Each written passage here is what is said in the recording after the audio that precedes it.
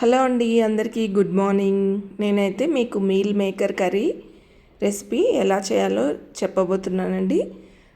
Hot వాటర్లో కొంచెం salt వేసి మీల్ మేకర్ వేసి అలా డిప్ చేసి వదిలేయాలండి. కాసేపు అవి చల్లారేంత వరకు మూత పెట్టేసి, ఎందుకంటే అవి బాగా ఒక 10 మినిట్స్ అలా వదిలేస్తే ఉడికిపోతాయండి, అవి మెత్తబడిపోతాయి.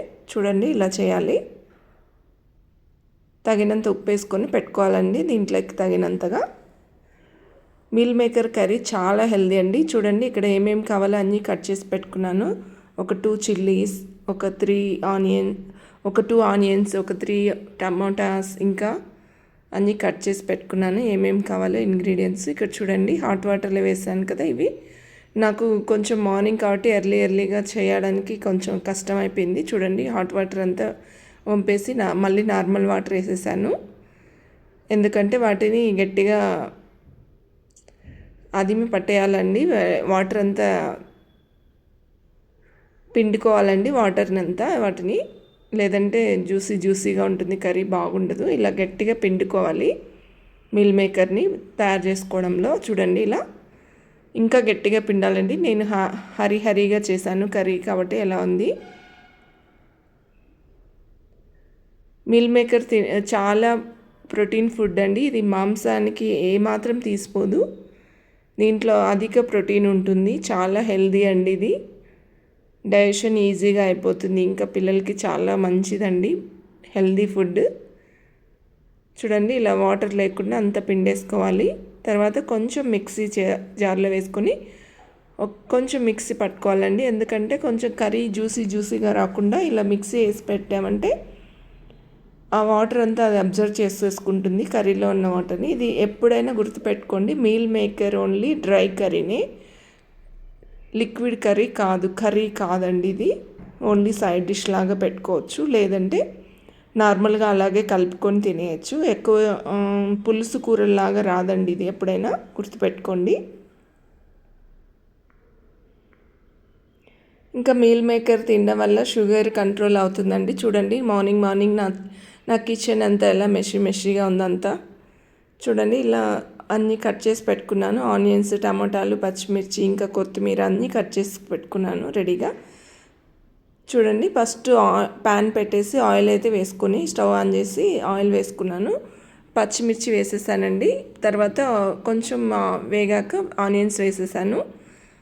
ఆనియన్స్ బాగా వేగాక కొంచెం జింజర్ గార్లిక్ పేస్ట్ వేసానండి. ఇక్కడ అయితే స్కిప్ అయింది జింజర్ గార్లిక్ పేస్ట్ వీడియో. చూడండి, ఇలా వేసాక కొంచెం మగ్గనివ్వాలి. ఇలా ఇక్కడ వీడియో అయితే స్కిప్ అయిందండి, నేను జింజర్ గార్లిక్ పేస్ట్ వేసినది. చూడండి, కలబెడుతున్నాను ఇక్కడ వేసాక, డోంట్ మైండ్ అండి. కరివేపాకు కూడా వేసాను.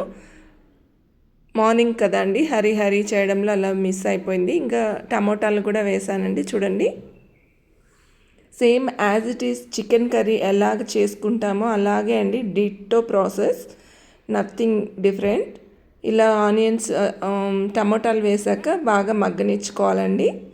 ఇక్కడ ఏంటంటే టమోటాలు వేసిన వెంటనే సాల్ట్ వేసుకుంటే బెటర్ అండి, మనకి టమోటా ఈజీగా మగ్గిపోతుంది. చూడండి, ఇలా నేను ఎప్పుడు క్రిస్టల్ సాల్టే వాడతానండి ఇలాంటి కర్రీస్కి. ఇంకా మరీ ఫ్రై కర్రీస్కి అయితే కొంచెం మెత్తటి ఉప్పు వాడతాను. చూడండి, ఆల్రెడీ మనం చిల్లీస్ వేసుకున్నాం కాబట్టి గ్రీన్ చిల్లీస్ కొంచెం కారప్పొడి వేసుకున్నాను, సరిపోదనేసి కారం. ఇప్పుడు ఇంకా మనకు వాటర్ కంటెంట్ సరిపోతుందా లేదా చూసుకొని వాటర్ కొంచెం యాడ్ చేసుకున్నాను. ఇంకా కాస్త ధనియాల పొడి వేసుకున్నానండి, టమాటా అంతా మగ్గింది అనిపించింది నాకు ఇక్కడ. ధనియాల పొడి, ఇంకా లాస్ట్లో గరం మసాలా వేసాను కాస్త, మీకు ఫ్లేవర్ కోసం వేసుకున్నాను గరం మసాలా. సో గరం మసాలా వేయడం వల్ల మంచి సువాసన, బాగా కొంచెం తిన్నది డైజెస్ట్ అవ్వడానికి ఈజీగా ఉంటుందండి. సో ఇప్పుడైతే మనం ఏదైతే ఉందో దాన్ని గ్రైండ్ చేసి పెట్టుకున్నామో దాన్ని యాడ్ చేసుకోవాలండి. చూడండి, వితిన్ సెకండ్స్ వాటర్ అంతా పీల్ చేసుకుంటుంది అది వేసిన వెంటనే. చూడండి, కలయబెడుతూనే మొత్తం డ్రై అయిపోయింది. నార్మల్గా ఇలా వేస్తే ఇలాగే అయినా కర్రీ తినేయచ్చండి, ఇట్లే చేసుకోవచ్చు. బట్ మనం ఇలా చేసుకుంటే అంటే మెత్తగా ఉంటుంది. ఇలా తర్వాత మళ్ళీ మీల్ మేకర్ మనం ఏవైతే వాటర్ పిండేసి పెట్టుకున్నామో ఆ మీల్ మేకర్ని యాడ్ చేసుకోవడమే. యాడ్ చేసుకొని బాగా కలుపుకోవాలండి. ఇక్కడ నేనేంటంటే పసుపు వేయడం కొంచెం మిస్ అయిపోయిందండి, లాస్ట్లో యాడ్ చేశాను. పసుపు నార్మల్గా లాస్ట్లో వేసుకున్న బెటరే, ఏం కాదండి, ఇది వేగనక్కర్లేదు. ఎప్పుడైతే మనం కారపొడి అవన్నీ వేసుకున్నామో అప్పుడే పసుపు వేసుకోవాలండి. ఇక్కడ నేను లాస్ట్లో వేశాను.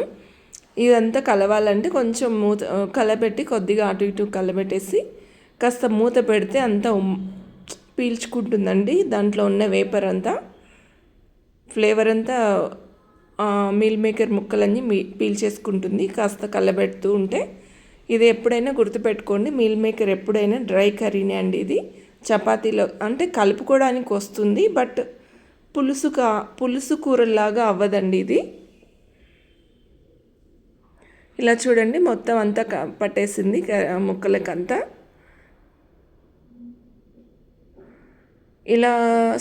ఇలా డైరెక్ట్గా కర్రీనే ఇట్లే తినేయచ్చండి. ఇది స్నాక్స్ లాగా కూడా తినొచ్చు ఇట్లా.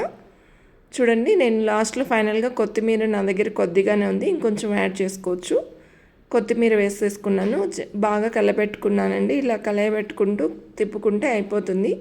కర్రీ అయితే ఫైనల్గా రెడీ అయిందండి. ఇంతే, very simple and easy process అండి. ఇది చాలా టైం టేకింగ్ కూడా కాదు, జస్ట్ కట్ చేసుకోవడమే అండి. ఆనియన్స్, టమాటాలు, చిల్లీస్, ఇవి పెద్ద పనేం కాదు. ఇది వెరీ ఈజీగా ఫాస్ట్గా అయిపోతుంది మిల్ మేకర్ కర్రీ. చాలామందికి ఇది కర్రీ నీళ్ళలాగా వస్తుంది, చాలా అంటే కొంచెం గట్టిగా పిండుకోవాలండి. చూడండి, ఇలా అయిపోతుంది కర్రీ అంతా. సో డిష్ అయితే రెడీ అయిపోయింది. దీంట్లోకి చపాతీలోకి చాలా బాగుంటుందండి. చూడండి, చికెన్ ముక్కలాగా ఉంది. ఇది చికెన్ తిన్న ఫీలింగే వస్తుందండి మీల్ మేకర్ కర్రీ తింటుంటే. చూడండి, మీరు ట్రై చేయండి. నా ఛానల్లో వీడియోస్ చూడండి, నచ్చితే లైక్ చేయండి, షేర్ చేయండి.